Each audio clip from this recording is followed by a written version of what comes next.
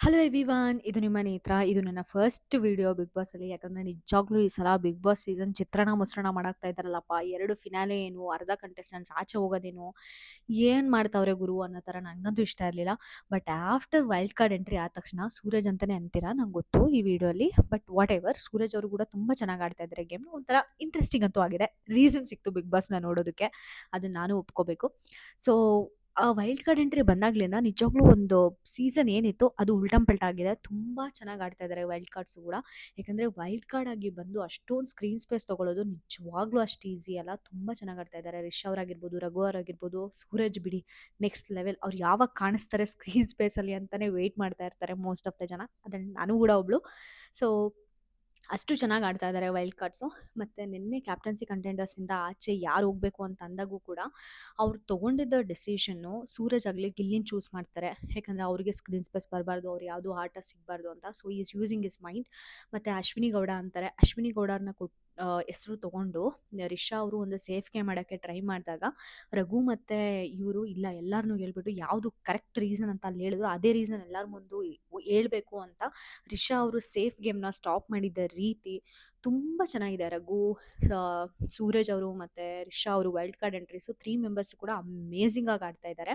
ಮತ್ತು ರಿಷಾ ಅವರು ತುಂಬ ಸ್ಟ್ರಾಂಗು, ಒಳ್ಳೆ ಡಿಸಿಷನ್ನ ತೊಗೊಳ್ತಾರೆ, ತುಂಬ ಕ್ಲೆವರ್ ಮೂವ್ ಮಾಡ್ತಾರೆ ಅಂತ ನಾನು ಅಂದ್ಕೊಂಡಿದ್ದೆ. ಬಟ್ ಅದನ್ನ ಎಲ್ಲ ಉಲ್ಟಂ ಪಲ್ಟಾ ಮಾಡಿದ್ರು ಅಂತಲೇ ಹೇಳ್ಬೋದು. ಈ ಪ್ರೋಮೋಲ್ ನೋಡಿದ್ರೆ ನಿಮ್ಮೆಲ್ಲರಿಗೂ ಗೊತ್ತಾಗಿರುತ್ತೆ.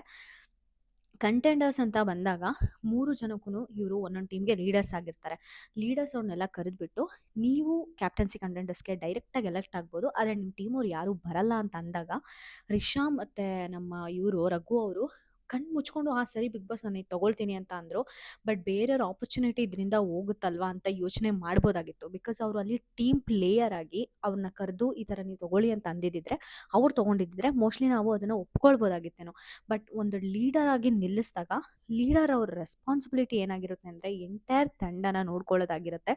ಎಂಟೈರ್ ತಂಡ ಗೆಲ್ಲಬೇಕು ಅಂತಲೇ ಒಬ್ಬ ಲೀಡರ್ ಆಡಬೇಕು. ಅಲ್ಲಿ ಸೂರಜ್ ಅವ್ರು ತೊಗೊಂಡಿರೋ ಡಿಸಿಷನ್ ಮಾತ್ರ ಈಗಲೇ ಅವ್ರಿಗೆ ಫ್ಯಾನ್ಸ್ ಕಿತ್ಕೊಂಡು ಹೋಗ್ತಾ ಇದ್ದಾರೆ. ಅವ್ರು ಏನು ಮಾಡಿದ್ರು ಸರಿ ಸರಿ ಸರಿ ಅಂತ ಇದ್ದಾರೆ. ಆ ಒಂದು ಟೈಮಲ್ಲಿ ಈ ಮನುಷ್ಯ ತುಂಬ ಅಂದರೆ ತುಂಬ ಮೆಚ್ಯೂರ್ ಆಗಿ ಒಂದು ಡಿಸಿಷನ್ನ ತೊಗೊಂಡು ವ್ಯಕ್ತಪಡಿಸಿದ ಮಾತ್ರ ವೆರಿ ಕ್ಲೆವರ್ ಮೂವ್. ಅವರು ಮೈಂಡ್ ಗೇಮ್ ಮಾಡ್ತಿದಾರಾ ಇಲ್ಲಾಂದರೆ ಸೀರಿಯಸ್ಲಿ ಆ ಮನುಷ್ಯಗೆ ಅದೇ ಡಿಸಿಷನ್ ತೊಗೊಳ್ಬೇಕಾಗಿತ್ತಾ ಅನ್ನೋದನ್ನ ಆಚೆ ಇಟ್ಟು ನೋಡಿದ್ರೆ ಈ ಮೂವ್ ಬಿಗ್ ಬಾಸಲ್ಲಿ ನಿಜವಾಗ್ಲೂ ತುಂಬ ಹೆಲ್ಪ್ ಮಾಡುತ್ತೆ ಸೂರಜ್ ಅವರಿಗೆ. ಡೆಫಿನೆಟ್ಲಿ ಅದು ಒಂದು ರೈಟ್ ಟ್ರ್ಯಾಕಿಗೆ ತೊಗೊಂಡೋಗುತ್ತೆ ಅವ್ರನ್ನ ಅನ್ನೋದ್ರಲ್ಲಿ ಡೌಟೇ ಇಲ್ಲ. ಯಾಕಂದರೆ ಆಲ್ರೆಡಿ ಅವರು ಬಂದು 2-3 ದಿನ ಆಗಿರ್ಬೋದೇನೋ, ಬಟ್ ಅಷ್ಟರಲ್ಲೇ ಎಲ್ಲರೂ ಸೂರಜ್ ಅಂತ half of the members already ಮಾತಾಡ್ತಿದ್ದಾರೆ. ಅದೇನಾಯ್ತು ಏನೋ, ಗಿಲ್ಲಿ ಕೂಡ 2 ಡೇಸಿಂದ ಸ್ವಲ್ಪ ವೀಕ್ ಆಗಿರೋದಂತೂ ಉಂಟು. ಕಾಮಿಡಿ ಎಲ್ಲೋ ಕಡಿಮೆ ಆಗಿದೆ. ರಿಷಾ ಅವ್ರ ಜೊತೆ ಸೇರ್ಕೊಂಡ ಏನೋ ಟ್ರ್ಯಾಕ್ ಅಂತೂ ತಪ್ತಾ ಇದ್ದಾರೆ ಗಿಲ್ಲಿ ಅವರು. ಐ ಹೋಪ್ ಅವರು ಮತ್ತೆ ಟ್ರ್ಯಾಕಿಗೆ ಬರಬೇಕು, ಗೇಮ್ಸ್ ಎಲ್ಲ ಆಡಬೇಕು ಅಂತ. ಬಟ್ ಇಲ್ಲಿ ಸೂರಜ್ ಅವ್ರ ಡಿಸಿಷನ್ ಮಾತ್ರ ಸಖತ್ತಾಗಿತ್ತು. ಅಲ್ಲಿ ಮನೆಯವರೆಲ್ಲರೂ ಕೂಡ ಅಷ್ಟೇ. ಸೂರಜ್ ಅವರು ಆ ಡಿಸಿಷನ್ ತೊಗೊಂಡಾದಾಗ ಇನ್ನು ರಾಶಿಕಾ ಬಿಡಿ ಸ್ಕೈಯಲ್ಲಿರ್ತಾರೆ ಅವರು. ಫುಲ್ಲು ಎದ್ದುಬಿಟ್ಟು ಟಪ ಟಪ ಕ್ಲಾಪ್ಸ್ ಹೊಡೆದಿದ್ದೆಲ್ಲನೂ ನಾವು ನೋಡಿದ್ವಿ. ಸೊ ಅವ್ರ ಟೀಮ್ ಅಂತೂ ಫುಲ್ ಖುಷಿಯಾಗಿದೆ ಸೂರಜ್ ಅವರಿಂದ. ಅಷ್ಟೇ ಅಲ್ಲ, ಆಚೆಗಡ ಜನ ಇರೋ ಮನಸ್ಸು ಕೂಡ ಆ್ಯಕ್ಚುಲಿ ಸೂರಜ್ ಅವರು ತುಂಬ ಚೆನ್ನಾಗಿ ಗೆದ್ದಿದ್ದಾರೆ. ಅಶ್ವಿನಿ ಮೇಡಮ್ ಗೊತ್ತಲ್ಲ, ಆಟ ಆಡಲಿಲ್ಲ ಅಂದರೂ ಚಾನ್ಸ್ ತೊಗೊಂಡು ಹೆಂಗೋ ಒಂದು ಸ್ಕ್ರೀನ್ ಸ್ಪೇಸ್ ತೊಗೊಂಡು ಮಾತಾಡಬೇಕು ಅಂತ ಮಾತಾಡ್ತಾರೆ. ಬಟ್ ಆಕೆ ಮಾತಾಡೋದ್ರಲ್ಲಿ ಮಾತ್ರ ತುಂಬ ರೈಟ್ ಆ್ಯಂಡ್ ವ್ಯಾಲಿಡ್ ಪಾಯಿಂಟ್ಸ್ ಇರುತ್ತೆ.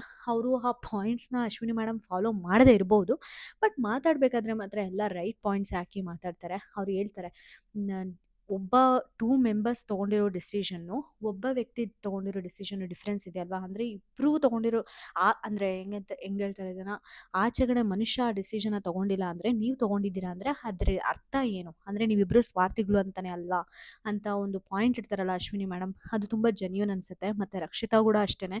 ರಕ್ಷಿತಾ ಗುರು ಚಿಕ್ಕ ಹುಡುಗಿ ಅಂತೀವಿ, ಬಟ್ ಅವ್ರು ಮುಂದೆ ಮಾತಾಡೋದು ಕೂಡ ಎಷ್ಟು ಮೀನಿಂಗ್ಫುಲ್ ಆಗಿರುತ್ತೆ ಅಂದರೆ ತುಂಬ ಚೆನ್ನಾಗಿ ಮಾತಾಡ್ತಾರೆ ರಕ್ಷಿತಾ ಅವರು ಕೂಡ. ತುಂಬ ಚೆನ್ನಾಗಿ ಪ್ರತಿಯೊಬ್ಬರು ಕೂಡ ಮನೆಯಲ್ಲಿ ಕ್ವಶನ್ ಮಾಡಿ ಹೇಳಿದ್ರು. ಧನುಷ್ ಅವರು ಕೂಡ ಕೇಳ್ತಾ ಇದ್ದಾರೆ ರಘು ಅವ್ರನ್ನ, ನೀವು ಹೋಗ್ಬಿಡ್ತೀರಾ ಕ್ಯಾಪ್ಟನ್ಸಿ ಕಂಟೆಂಡರ್ಸ್ಗೆ, ಬಟ್ ಆದರೆ ನನಗೇನು ಸಿಗುತ್ತೆ ಅಂತ ಮನೆಯವರೆಲ್ಲ ರೆಚ್ಗೆದ್ದಿದ್ದಾರೆ. ಡೆಫಿನೆಟ್ಲಿ ಇವರು ಅವ್ರ ಹೆಸರೇನು ರಿಷಾ ಮತ್ತು ನಮ್ಮ ರಘು ಅವ್ರು ಏನು ಡಿಸಿಷನ್ ತೊಗೊಂಡ್ರು ಅವ್ರಿಗೆ ಬಿಗ್ ಬಾಸ್ ಮನೇಲಿ ಪ್ರಾಫಿಟ್ ಆಗಬಹುದೇನೋ. ಬಟ್ ಟ್ವಿಸ್ಟ್ ಆ್ಯಂಡ್ ಟರ್ನ್ಸ್ ಬಂದುಬಿಟ್ಟು ಅವರಿಬ್ಬರು ಕೆಳಗಡೆ ಇಳಿಬೋದು. ಬಿಗ್ ಬಾಸ್ ಮನೆ ಹೆಂಗಿರುತ್ತೆ ಅಂತ ನೋಡಿರ್ತೀರ. ಬಿಗ್ ಬಾಸ್ ಅವ್ರು ಸಿಕ್ಕಾಪಟ್ಟೆ ಟ್ವಿಸ್ಟ್ ಆ್ಯಂಡ್ ಟರ್ನ್ಸ್ ಕೊಡ್ತಾನೆ ಇರ್ತಾರೆ. ಇನ್ಫ್ಯಾಕ್ಟ್ ಏನಾದರೂ ಕಂಟೆಸ್ಟೆಂಟ್ಸ್ಗೆ ಯಾವುದಾದ್ರೂ ಒಂದು ಚಾನ್ಸ್ ಸಿಕ್ತು ಅಂದರೆ ಡೆಫಿನೆಟ್ಲಿ ರಘು ಮತ್ತು ರಿಷಾ ಅವ್ರನ್ನೇ ಆಚೆಗಡೆ ತೆಗೆದು ಇಡೋದು, ಅದರಲ್ಲಿ ಎರಡನೇ ಮಾತೇ ಇಲ್ಲ. ಸೊ ಹಿಂಗಿರ್ಬೇಕಾದ್ರೆ ಯಾವ ಮೂಮೆಂಟಲ್ಲಿ ಏನಾದರೂ ಆಗ್ಬೋದು. ನೋಡಬೇಕು ಏನಾಗುತ್ತೆ ಅಂತ. ಎಲ್ಲ ಕಂಟೆಸ್ಟೆಂಟ್ಸು ಇವ್ರು ಅಗೇನ್ಸ್ಟ್ ಆಗಂತೂ ಇರೋದು ನಿಜ. ಸೂರಜ್‌ಗೆ ಮನೇಲೂ ಕೂಡ ಪ್ಲಸ್ ಆಗಿದೆ, ಆಚೆ ಕೂಡ ಪ್ಲಸ್ ಆಗಿದೆ. ತುಂಬ ಜನ ಅವ್ರನ್ನ ಇಷ್ಟಪಡ್ತಾ ಇದ್ದಾರೆ ಸೂರಜ್ ಅವ್ರನ್ನ. ಇದೇ ಥರ ಪಾಸಿಟಿವ್ ಆಗಿ ಆಡ್ಕೊಂಡು ಹೋದ್ರೆ ಅವರು ಡೆಫಿನೆಟ್ಲಿ ಒಂದು ಡಿಫ್ರೆಂಟ್ ಇಂಪ್ಯಾಕ್ಟ್‌ನ ಕ್ರಿಯೇಟ್ ಮಾಡ್ಕೊಂಡು ಆಚೆ ಬರ್ತಾರೆ ಅಂತಲೇ ಹೇಳ್ಬೋದು. ಎಂಟೈರ್ ಪ್ರೋಮೋ ಸಿಕ್ಕಾಪಟ್ಟೆ ಇಂಟ್ರೆಸ್ಟಿಂಗ್ ಆಗಿತ್ತು. ಎಪಿಸೋಡಲ್ಲಿ ಏನಾಗುತ್ತೆ ಅಂತ ಕಾದು ನೋಡಬೇಕು. ಇಷ್ಟ ಆಗಿತ್ತು ಈ ವಿಡಿಯೋ. ನಿಮಗೆ ಈ ವಿಡಿಯೋ ಇಷ್ಟ ಆದರೆ ದಯವಿಟ್ಟು ಲೈಕ್ ಮಾಡಿ, ಶೇರ್ ಮಾಡಿ, ಸಬ್ಸ್ಕ್ರೈಬ್ ಮಾಡಿ ಅಂತ ಹೇಳ್ತಾ ನಾನು ಈ ವಿಡಿಯೋನ ಮುಗಿಸ್ತಾ ಇದ್ದೀನಿ. Thank you so much.